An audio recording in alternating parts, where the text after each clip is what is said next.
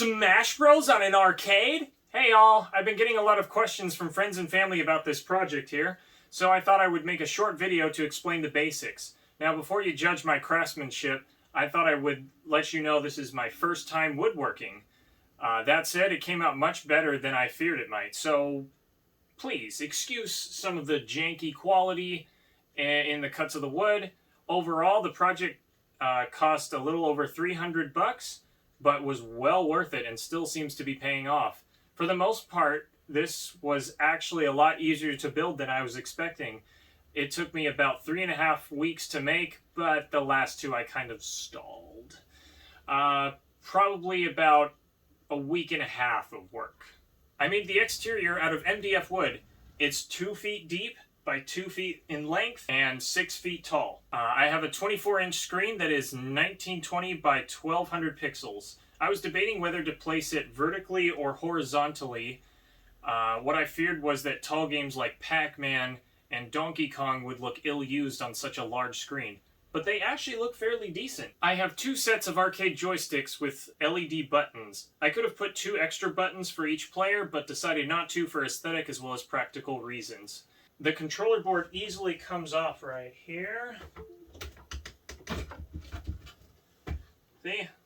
And I did this so that way I could, make a better controller board than this at some point when I got better, or even add a steering wheel. Let's take a look at the inside. We have a computer with minimum specs, speakers, and down here we have a power strip which is connected to an infrared sensor so as to save power.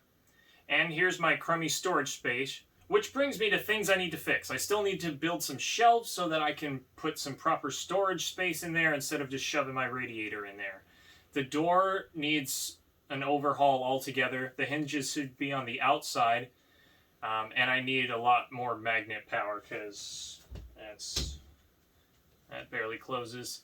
I need to replace the screen frame because, look at that. That just looks really janky. That was really hard in my defense, but I should have probably, got some 3D printed plastic or something as a frame. That would have looked a lot better. I do have a beautiful lift light that will be placed behind glass or acrylic plastic once I get a little design up here. It'll look nice and lovely and all these wires will just disappear. I still have yet to acquire the artwork or create it. I do have some artistic skills, but that is not exactly my wheelhouse, so I'll get back to that later. Lastly, because it's on wheels, it can rock a little bit when you play.